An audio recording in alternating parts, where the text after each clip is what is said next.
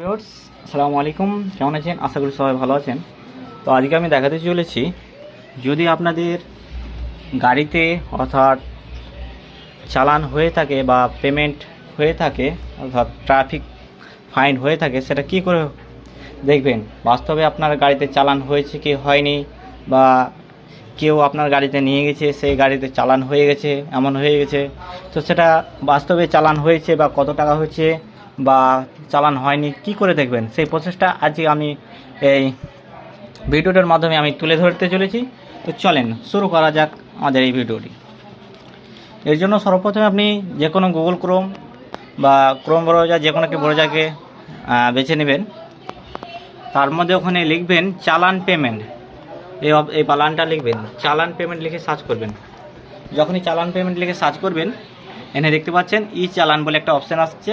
এই ই চালানে যাবেন। ই চালানে গিয়ে এখানে যেহেতু আপনার চালান নাম্বার, অর্থাৎ এখানে তিনটি অপশান রয়েছে, চালান number, vehicle number, DL number, অর্থাৎ ড্রাইভিং লাইসেন্স নাম্বার। আর ভেহিকেল নাম্বারটা হচ্ছে যখন আপনাকে ট্রাফিক পুলিশ ধরে এবং সে ফাইন যে কাগজটা রয়েছে, সেই ফাইন কাগজটার মাধ্যমে এটা এখানেই করা যায়। আর ভেহিকেল নাম্বারটা হচ্ছে এখানে আপনার যে গাড়ির নাম্বারটা গাড়ি রয়েছে, গাড়ির নাম্বারটা, সেই গাড়ির নাম্বারটা এখানে ইনপুট করতে হবে। ইনপুট করলেই আপনি সেটা দেখতে পাবেন। তো চলেন আমার গাড়ির নাম্বারটা আমি ইনপুট করে দিচ্ছি।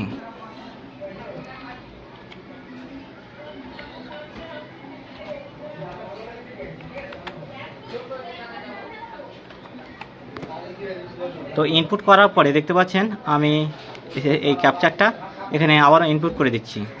ইনপুট করার পরে ক্যাপচার ইনপুট করার পরে গেট ডিটেলসে ক্লিক করলাম। এবার গেট ডিটেলসে ক্লিক করার পর এখানে দেখতে পাচ্ছেন by Aadhaar number, by mobile number. এখানে এই মোবাইল নাম্বারটা দিয়ে আপনি দেখতে পারেন। এখানে আধার কার্ডে যে মোবাইল নাম্বারটা যোগ আছে, এই মোবাইল নাম্বার দিয়ে আপনি দেখতে পারেন।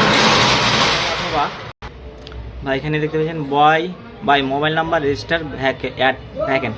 যখন আপনি গাড়িটি কিনেছিলেন, সেই গাড়িটি অর্থাৎ কোন নামে, অর্থাৎ যে নাম্বারটা দিয়েছিলেন সেই গাড়িটার নাম্বারে, গাড়িটি যে নাম্বারে রেজিস্ট্রেশন করা রয়েছে সেই নাম্বারে এখানে গেলে ওটিপি যাবে।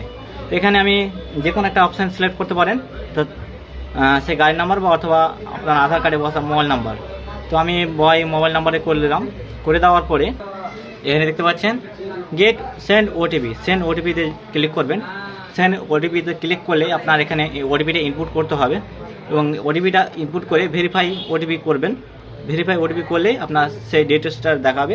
এবং যেহেতু আমার কাছে সেই মোবাইল নাম্বারটা নেই, অর্থাৎ যে এটা রয়েছে সেই মোবাইল নাম্বারটা নয়, সেই জন্য আমি দেখাতে পারছি না। তো এরপরে আপনার সেই ওটিপি দেখে এবং কত টাকা চালান রয়েছে এখানে শো হবে তার ডিটেলসটা। তো আজকের ভিডিওটি এই পর্যন্তই।